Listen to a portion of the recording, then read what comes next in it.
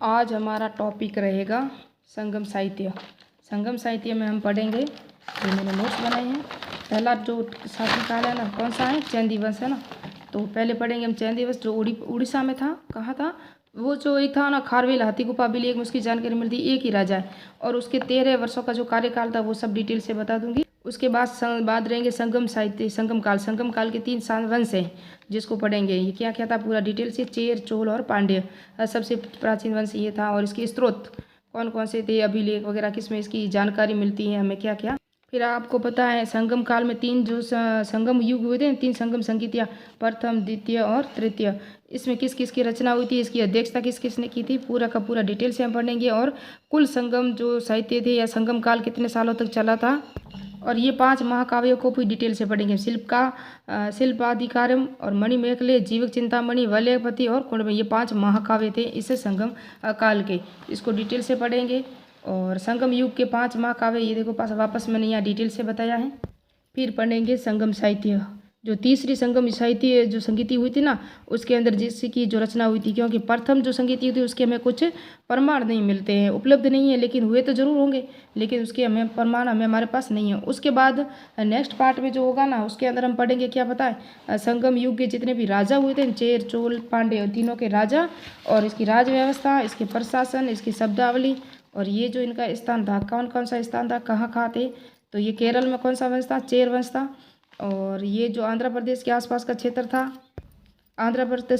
क्षेत्र था, वो था चोलसार।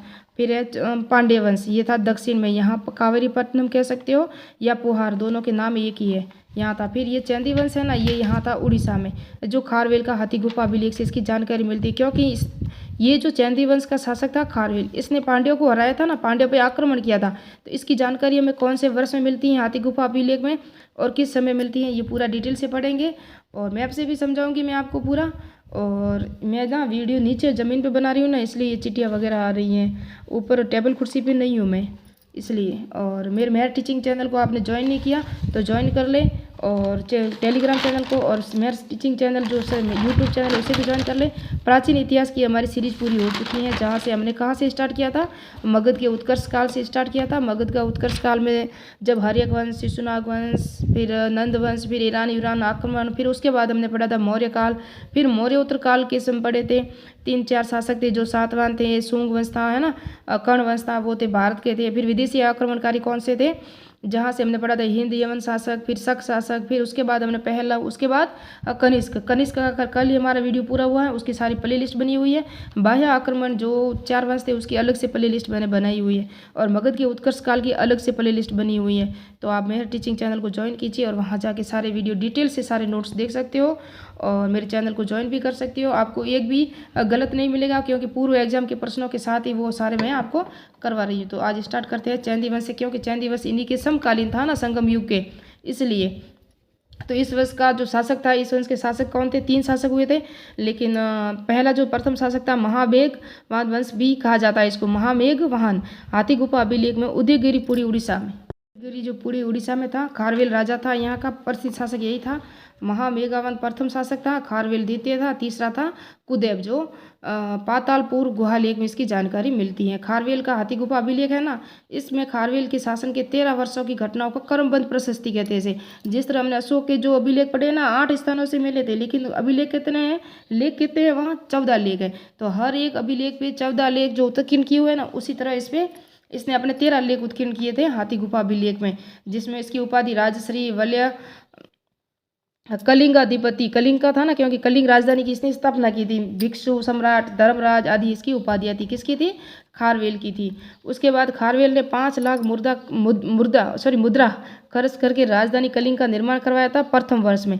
तो प्रथम वर्ष में कलिंग ने क्या किया था? अपनी राजधानी का निर्माण करवाया। दूसरे वर्ष में उसने मुसिक नगर, यानी कि कर्णवेर नदी है ना, आक्रमण कर, उस समय शासक कौन था? तो मैंने 7वां शासक जब पढ़ाया था ना, मुसिक नगर कहते हैं, कोई कहता है आसिक नगर भी कहते हैं उसे। वहाँ तक उस पर आक्रमण किया था, जहाँ शासक कौन था? सातकर्णी प्रथम पर। और सातकर्णी प्रथम ने आसिक नगर तक अपना साम्राज्य विस्तार किया था, वहाँ से ये वापस चला गया था। सातकर्णी प्रथम जो 7वां शासक था वापस चला गया था, और यहाँ तक इसने आक्रमण किया था खारवेल ने। फिर है 4थे वर्ष में विद्याधर की रक्षा की थी। विद्याधर था के लिए भोजक और रठिकों के लिए विरुद्ध अभियान कर उनको हराया था इसने। किसने हराया था?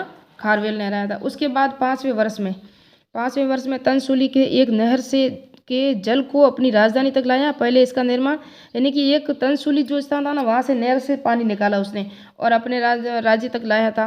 लेकिन सर्वप्रथम जो ये नहर निकाली थी ना, ये नंद राजाओं ने निकाली थी। महापद्म नंद ने इस पर आक्रमण किया था, उसने नहरों का निर्माण करवाया था कलिंग पर। और उसके बाद 300 वर्षों पूर्व, इससे पहले, उसके बाद में इसे किसने, खारवेल ने करवाया था, नंद राजाओं ने करवाया था। जिन सेन की मूर्ति थी ना, वो भी महापद्म नंद थे ना, इसने यहाँ कलिंग पर आक्रमण करके वो मूर्ति भी ले गए थे। जब ये खारवेल जाएगा तो ये वापस लेके आएगा किसको, जिन सेन या जैन धर्म की जो मूर्ति थी उसे वापस ले आएगा। अभी आगे आएगा वो भी महापद्म नंद, जिसने पहले नहरों का निर्माण करवाया था।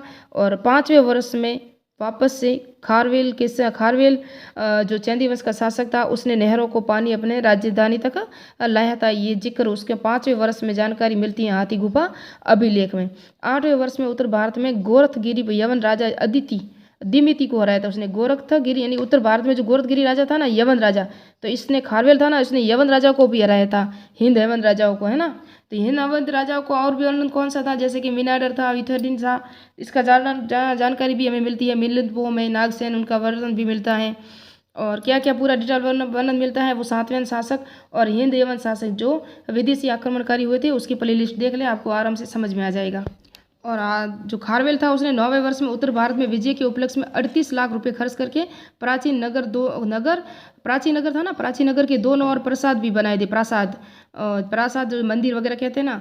10वें वर्ष में गंगा घाटी पर इसने आक्रमण किया। 11वें वर्ष में दक्षिणी भारत तमिल देश संघ, है ना, संग्रह से कहते हैं, तामिर देश से या संगठन कहते हैं ना, ये कौन सा किसका वर्णन है, ये चोल चेर पांड्य, उस पर आक्रमण किया था। ये 11वें वर्ष में जानकारी मिलती है। जब हम पांड्य शासक या चोल संगम काल पढ़ेंगे ना, वापस से वहाँ वर्णन आएगा कि हाथी गुफा अभिलेख के अनुसार खारवेल ने संगम काल पे कब आक्रमण किया था या पांड्य राजाओं पे कब आक्रमण किया था। तीनों राजाओं को उसने हराया था, किसने, खारवेल ने आक्रमण किया था। इसकी जानकारी हमें हाथी गुफा अभिलेख से मिलती है, क्योंकि संगम काल की जो जानकारी मिलेगी ना, वहाँ भी हम पढ़ेंगे।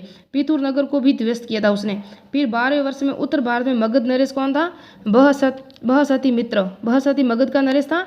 कलिंग की जिन प्रतिमा लेके गया था ना, वो महापद्म नंद, वो वापस लाई उसने। 300 वर्ष पूर्व जो नंद राजा ले गए थे उसको भी वापस लाया और उसको भी हराया था, मगध के राजा को, है ना। तो 12वें वर्ष में इसने मगध पर वापस आक्रमण किया था। और इसी के बाद में आपको पता, अशोक तो बाद में आक्रमण करेगा, आक्रमण कर चुका था। उसके बाद में वापस ये हाथी गुफा अभिलेख के अनुसार हमें जानकारी मिल रही है। अशोक की जानकारी मिलती है हमें, वो BC पूर्व मिलती है, और ये ईस्वी पूर्व है, जो 1 साल से पूर्व स्टार्ट होता है ना। और राज्याभिषेक के 13वें वर्ष, जो लास्ट साल था इसका, उदयगिरी में 19 खंडगिरी और 16 सहित कुछ 35 गुफाओं का निर्माण कराया था जैन भिक्षुओं के आवास के लिए। तो ये जैन धर्म के संरक्षक ही मान सकते हैं, क्योंकि ये जैन धर्म का ही विकास कर रहे हैं। जैन धर्म की प्रतिमा भी ले आए थे जिनसेन की, तो ये भी जैन धर्म के थे संरक्षक। तो इसने राज्याभिषेक के 13वें वर्ष में उदयगिरी में 19 खंडगिरी और 16 सहित कुछ, उदयगिरी में 19 और खंडगिरी में 16, सॉरी मैं ऐसे पढ़ना था मुझे, कुल 35 गुफाओं का निर्माण करवाया जैन भिक्षुओं के आवास के लिए।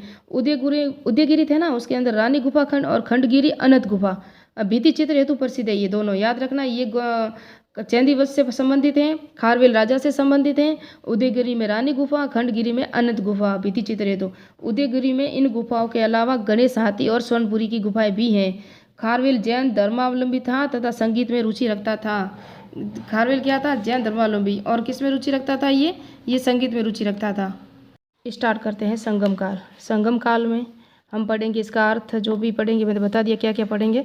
तो इसको संगम शाब्दिक अर्थ क्या होता है, मिलन, संघ, परिषद, तमिल कवियों का मिलन कहते हैं उसे। इसे दक्षिणी भारत में जनजीवन की झांकी भी मिलती है इससे। संगम शब्द का सर्वप्रथम प्रयोग नयननार अपार्थ है ना, ये शैव धर्मावलंबी था, कौन था, नयननार, उसने किया था, सर्वप्रथम संगम शब्द का प्रयोग किया था। उसके बाद इस वंश के राजा कौन कौन हुए थे, तो इस वंश के वंश कौन कौन से थे, 3 वंश पढ़ेंगे, फिर इनके अलग अलग से राजा पढ़ेंगे। चेर वंश के राजा अलग पढ़ेंगे, चोल के अलग पढ़ेंगे, पांड्य के अलग पढ़ेंगे। तो चेर वंश सबसे प्राचीन वंश था, फिर चोल, फिर पांड्य।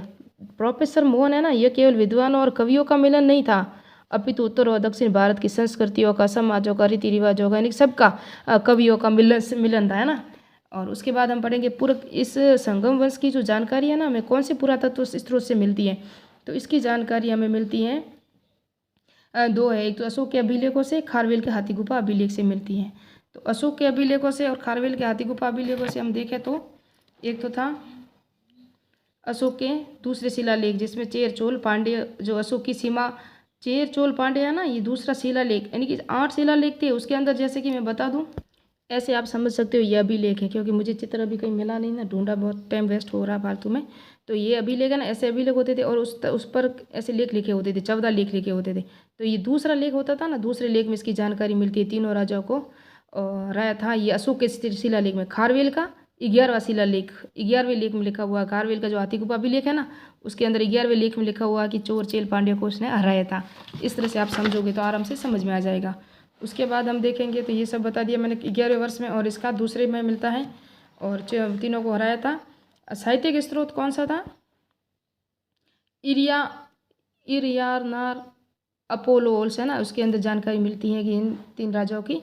फिर है ये देख सकते हो आप, तिरुकामल्लुर में चेर चोल पांड्य तीनों राजाओं का संगम स्थल कहा गया है इस पुस्तक में, है ना। उसके बाद है मेगस्थनीज ने पांड्यों का उल्लेख मोतियों के लिए प्रसिद्ध स्थल कई लिखा है। यह शासिका के रूप में महिलाएं थी, यानी कि यहाँ शासिका के रूप में कौन थी? महिलाएं थी। किसके अंदर? दक्षिणी भारत में। ये तो देख सकते हो, हम चालुक्यों में भी महिलाएं देखेंगे, हमने सातवाहनों में भी देखा था, यज्ञश्री, गौतम श्री, है ना, वशिष्ठ पुत्री। तो ये सब महिलाओं के नाम आते थे। मध्यकाल में नहीं, जब देखेंगे हम तो गुलाम वंश में, तो वो भी वहाँ महिला शासिका थी। ये दक्षिणी भारत में और काफ़ी जगह हम देखेंगे तो महिला शासकों का वर्णन भी मिलता है हमें, लेकिन प्राचीन भारत में यहाँ चोर चेल पांड्यों में भी यहाँ मिलता है। अब हम पढ़ेंगे इस वंश की, वंश कौन सा था, राजधानी क्या थी, इसकी प्रतीक क्या थी। तो चोल वंश था, इसकी राजधानी पहले तो मालनूर थी, फिर उसके बाद उरेयूर, ये सूती वस्त्र के लिए प्रसिद्ध था, फिर था पोहार, जिसे कावेरीपट्टनम भी कहते हैं ना, ये चोल वंश की राजधानी थी, और इसका प्रतीक चिन्ह बहग था। फिर है चेर वंश, बाद में मैं आपको मैप से पूरा समझाऊंगी। चेर वंश में कौन पहली राजधानी थी, वो बाजी थी, उसके बाद करियूर, फिर थी तोंडी, और इसका प्रतीक चिन्ह मछली थी। तो चेर मछली ज़्यादा खाते थे, बस ऐसा याद रखना। और चोल है ना, जो चोर थे, क्योंकि बाघ को देख के भाग जाते थे, इसलिए चोर थे। पांड्य, इसके तीर धनुष था पांड्यों के लिए। और ये कोरकई और मदुरै 2 राजधानी थी इसकी। मदुरै क्या था, ये भी आपको लास्ट में सब जब साहित्य वगैरह सारे पढ़ाएंगे ना, व्यापार वाणिज्य, उसके अंदर पूरी डिटेल इन शहरों का भी डिटेल से आपको वर्णन मिलेगा। उसके बाद हम देखेंगे अब देखेंगे इनके जो काल में जो संगमों का आयोजन हुआ था ना, 3 संगमों का आयोजन हुआ था पांड्य काल में। सिर्फ एक वंश में हुआ था, है ना, पांड्य काल में, न चेर न चोलम नहीं हुआ था, ये पांड्य वंश में ही हुआ था। तो पहला जो प्रथम हुई थी वो मदुरा में हुई थी। अब ये समुद्र में विलुप्त हो गया, कौन? मदुरा। फिर यहाँ 90 जो शासक थे ना, उन्होंने भाग लिया था, और सदस्य कितने थे वो अभी अब थोड़ा सा डिटेल्स में महत्वपूर्ण तथ्य है ना, वहाँ बता दूंगी। और इसका स्थान कौन सा था, ये मदुरै मैंने लिख दिया यहाँ, जबकि ये मदुरा में हुई थी प्रथम, और इसकी जो अध्यक्षता की थी वो अगस्त ऋषि ने की थी। द्वितीय था ये कपाटपुर में हुई थी। कहाँ हुई थी? इसका स्थान कपाटपुर में था। एकमात्र साहित्य की रचना हुई थी तोलकाप्पिय की रचना तोलकाप्पियम ने की थी। और ये इसमें 8 प्रकार के विवाहों का उल्लेख है, जो दूसरे संगम साहित्य में हुई थी। प्रथम साहित्य में कोई भी साहित्य की रचना नहीं हुई होगी तो भी उसकी हमें साक्ष्य उपलब्ध नहीं है। रचना तो हुई होंगी, क्योंकि इसका काल बहुत लंबा था। अभी कार्यकाल भी बता दूंगी कितने काल तक ये चली थी, कितने वर्षों तक। तृतीय बौद्ध संगीति में 49 पांड्य शासकों ने भाग लिया था, और इसकी जो स्थान था वो उत्तरी मदुरा थी, और नकीरर है ना, नकीरर, उसने अध्यक्षता की थी। जब ये द्वितीय बौद्ध संगीत ये जो संगम काल में जो हुई थी ना, संगीति हुई थी तमिल संगम, उस तमिल संगम में पहले प्रारंभ में तो अगस्त ऋषि ने इसकी अध्यक्षता की थी, लेकिन बाद में इसकी अध्यक्षता तोलकाप्पियम ने की थी, है ना। और फिर इसका कालखंड है ना, प्रथम में 44 वर्षों तक, और 559 सदस्यों ने भाग लिया था। तो आपको पता है 559 सदस्य कौन थे, क्या थे? तो ये सदस्य थे ना 559, हमारी जातक कथाएं भी हैं जो पाली भाषा में लिखी हुई हैं, और ये 44 वर्षों तक चली। द्वितीय जो बौद्ध संगम तमिल संगम था ना, वो 3600 वर्षों तक चला था। तृतीय था वो 1850 वर्ष तक चला था। कुल मिला के 9950 वर्ष तक का समय लगभग माना जाता है। करेक्ट तो नहीं है, लेकिन माना जाता है। अब हम क्या करें, हमारे पास ये साक्ष्य है, लेकिन मान सकते भी, नहीं भी मान सकते, लेकिन ये दिया हुआ बुक्स में तो हमको पढ़ना पड़ेगा। अब हम पढ़ेंगे 5 महाकाव्य, जो शिल्प 5 महाकाव्यों की जो रचना हुई थी वो बताएंगे, फिर इसके साहित्य भी बताएंगे, और कौन कौन से इसका पूरा वर्णन पढ़ाएंगे हम। तो 5 महाकाव्य थे ये शिल्पदिकारम, मणिमेखले, जीवक चिंतामणि, और वल्यपति, और कुंडलकेशी, ये 5 महाकाव्य इसकी रचना हुई थी, और इनको डिटेल से हम पढ़ेंगे अभी। लेकिन थोड़ी सी वो जानकारी 3 संगमों का जो आयोजन हुआ था ना, तमिल संगम, उसकी थोड़े से महत्वपूर्ण बिंदु वो रह गए, वो कर लेते हैं। तो प्रथम संगम में सदस्य थे 549। कौन कितने थे? 549। तो जातकों की कथाएं भी संरचना मैंने कहा पाली भाषा मैंने लिख दिया क्योंकि आप भूल ना पाओ। मुझे तो याद है लेकिन आपको याद है नहीं तो आप भी यहाँ नोट डाउन कर लें। द्वितीय संगम की जो अध्यक्षता की थी प्रारंभ में अगस्त ऋषि ने की थी, बाद में तोलकापीरियम ने की थी। इसी तोलकापीरियम ने संगम साहित्य तोलकापियम यानी कि तोलकापीरियम था ना, उसी ने ही संगम साहित्य लिखा था। तोलकापियम में व्याकरण ग्रंथ की रचना की जो दक्षिणी भारत का प्रथम व्याकरण ग्रंथ था। लेकिन याद रखना भारत का प्रथम व्याकरण ग्रंथ कौन सा था, किसने लिखा था, और द्वितीय कौन था उस पर टीका लिखी थी। तो ये भी याद रखना भारत का प्रथम व्याकरण ग्रंथ था पाणिनि ने अष्टाध्यायी लिखी थी। पाणिनि किसके दरबार में था, महापद्म नंद के। जब हमने नंद वंश पढ़ा था ना मगध के उत्कर्ष काल में, तो वहाँ पूरा डिटेल से बताया था। उसके बाद हमने पुष्यमित्र शुंग पढ़ा था, तो उसके अंदर कौन था, पतंजलि। पतंजलि ने लिखी थी महाभाष्य, जो व्याकरण का प्रथम ग्रंथ पाणिनि का अष्टाध्यायी था ना, अष्टाध्यायी, उस पर टीका लिखी थी महाभाष्य के नाम से। तो वो थे उत्तर भारत के दो। दक्षिणी भारत का ये मैंने बता दिया कौन सा व्याकरणिक ग्रंथ, तोलकापीरियम है ना, तोलकापियम। और दूसरा व्याकरणिक ग्रंथ पंचलिन मैंने लिख भी दिया है, आप भी नोट डाउन कर लें, और ये लिखा हुआ है। उसके बाद है ना द्वितीय संगीति मैंने बता दिया, ये दूसरा भारत का व्याकरण पाणिनि ने लिखा था। दूसरा व्याकरणिक ग्रंथ पतंजलि ने महाभाष्य लिखा था। मैं इसलिए लिख रही हूँ कि आपको याद रहे, मुझे तो सारा याद है लेकिन आपको किसी बुक में साथ साथ में लिखा हुआ नहीं मिलेगा। हाँ, सब अलग अलग से मिलेगा, मैं कंपेयर करके आपको पढ़ाती हूँ।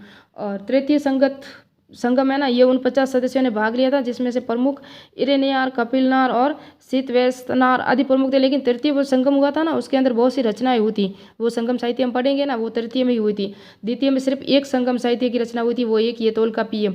प्रथम के हमें उपलब्ध साक्ष्य उपलब्ध नहीं है। तो हम संगम युग के महाकाव्य 5 ये मैं डिटेल से पढ़ा दूँ अभी आपको। तो पहला था शिल्पकादिराम की किसने रचना की थी, इलिगो आदिल ने। किसने की थी, इलिगो आदिगल ने। इलिगो आदिगल कौन था, नामक जैन विद्वान था, और ये चेर शासक सैन गुटुम का भाई था। तमिल भाषा का प्रथम काव्य था ये, तमिल भाषा का, ये देख सकते हो आप, तमिल भाषा का प्रथम काव्य था ये। फिर दूसरा है मणिमेखलम। मणिमेखले जो रचना की थी, मदुरई का अनाज व्यापारी था ये मणिमेखले, नहीं सॉरी, शीतलेश सतनार, यानी कि इसके नाम तो बहुत कन्फ्यूजन करने वाले, लेकिन याद रखना सिर्फ 5 महाकाव्य है और 5 से ही इसके साहित्यिक रचना है। इतना बड़ा ये टॉपिक नहीं है संगम युग का, बिल्कुल छोटा सा ही है। और तमिल साहित्य ओडिसी कहा जाता है इसको, क्या कहता है, ओडिसी साहित्य तमिल साहित्य में। इसको क्या कहते हैं वो आगे मैं आपको पूरा नोट्स लिखाऊँ, क्योंकि जगह नहीं थी ना, तो मैं थोड़ा सा आगे लिख दिया इसका, शिल्पाधिकारम का। और उसके बाद कांची में अकाल का वर्णन मिलता है इसके अंदर। किसके अंदर मिलता है, और इसके मणिमेखले का, तो मणिमेखले जो पुस्तक है ना, शीतलेश सतार में मणिमेखले नायिका थी, और मणि कोवलिन के और माधवी की पुत्री थी। अब कोवलिन और माधवी की जो लेखक लिखा था ना, ये शिल्पाधिकारम था। ये किसने रचना की, क्या थी, इसकी पूरी स्टोरी मैं अभी सुनाऊंगी आपको। और मणि बाद में बौद्ध भिक्षुणी बन गई, और बौद्ध पुस्तक भी कहा जाता है इसको, किसको, मणिमेखले को, इसलिए बौद्ध भिक्षुणी बन गई ना ये। तो ये जो तीसरा महाकाव्य जीवक चिंतामणि, इसके लेखक चोल युवराज और जैन भिक्षु कौन था, तिरुक्तदेवर था, तिरुक्तदेवर है ना। शिल्पकादिराम, इसकी जो मैंने कहा ना थोड़े से पॉइंट रह गए थे क्योंकि वहाँ जगह नहीं थी ना, तो मैंने यहाँ लिख दिया। आप इसको देखोगे तो ये थी इलिगो आदिगल। अर्थ क्या था इसका, नूपुर की कहानी होता है, इसका अर्थ होता है निपुर की कहानी। इसका नायक कौन था, कोवलन था, और नायिका कनंगी, इसकी पत्नी थी ये नायिका। और कावेरीपट्टनम की वेश्या थी माधवी, जिससे इसको दोनों की प्रेम कहानी है। ये इससे शादी करना चाहता है, प्रेम करता है इससे, नाराज होके वहाँ जो कावेरी का जो राजा था ना कावेरीपट्टनम का, उसने उसको हत्या की मृत्यु दंड देने की बात कर ली, मृत्यु दंड दे दिया। तो इसकी जो रानी थी ना कोवलन की कनंगी, ये तप और बल यानी कि तपस्या करके भगवान को प्रसन्न करके ऐसी शक्ति जाहिर की, अपने मिल गई इसको, जिससे उसने अपने मुंह में आग निकाल करके पूरी जो चोल या पांडे राजा जो भी था ना, उसको सारे को नष्ट कर दिया था। वहाँ का ये राजा था जिस तरह। तो ये है ना, इसे तमिल साहित्य में इलियड कहा गया। किसको कहा गया, शिल्पाधिकारम को इलियड का माना जाता है। इस काव्य में कनंगी की पूजा की जाती है। इस काव्य में कनंगी इसकी रानी थी ना, उसकी पूजा की जाती है। बाद में इन दोनों ने शादी भी कर ली थी, कोवलन और माधवी ने, और इसकी पुत्री थी वो जो हमने पढ़ा ना अभी, मणिमेखलम। ये मणि कौन थी, मणि कोवलम, और इसकी माधवी की पुत्री थी। और उस मणि की स्टोरी थी, जिसने बाद में बौद्ध धर्म ग्रहण कर लिया, बौद्ध भिक्षुणी बन गई, और बौद्ध धर्म की पुस्तक भी माना जाता है मणिमेखलम, है ना। तो ये, लेकिन इससे पहले जो शिल्पकादिराम है ना, उसके अंदर कोवलन जो राजा था और उसकी रानी माधवी थी जो कावेरीपट्टनम की रानी थी ना, इन दोनों ने प्रेम संबंध की जानकारी थी। फिर ये सती सावित्री पत्नी थी, उसको तपस्या से भगवान को प्रसन्न करके ऐसी शक्ति प्राप्त हो गई, और इस राजा को जिसने मृत्युदंड दिया उस सबको नष्ट कर दिया था इसने, कन्नगी ने। और कन्नगी देवी के रूप में आज भी पूजी जाती है कावेरी पट्टनम में। ये तमिल साहित्य में इलिड कहा जाता है। इस काव्य में कन्न की पूजा की जाती है, मैंने बता दिया। अब महत्वपूर्ण तथ्य है थोड़े से वो रह गए, वो पढ़ा दूँ। और इसमें संगम युग में 5 महाकाव्य में केवल 3 का ही जानकारी मिलती है कि जो काव्य है ना, इसमें 3 महाकाव्यों की जानकारी मिलती है जो मैंने अभी पढ़ा दिया है। एक तो वो जीवक चिंतामणि, मणिमेखलम, और एक है शिल्पा दिकारम। इसके नाम बड़े अटपटे हैं ना, इसलिए इसको 2-3 बार पढ़ोगे तो आपको समझ में आ जाएगा। इन महाकाव्यों में संगम साहित्य में शामिल नहीं किया गया।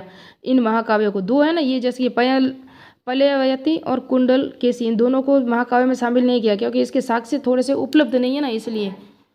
अब लास्ट टॉपिक रहा संगम साहित्य, उसके बाद नेक्स्ट पार्ट में हम पढ़ेंगे क्या, संगम वंश के राजा चेर चोल पांड्य, उसकी जो भी जानकारियाँ होगी वो सब एक ही साथ में दे दूंगी मैं। शायद हो सकता है एक वीडियो बने या 2 बने, संगम साहित्य पूरा हो जाएगा। संगम काल, तीसरे संगम युग में रचित साहित्य। तीसरा संगम युग हुआ था ना तमिल संगीति, उसके अंदर जितने भी रचनाएं हुई थी वो है।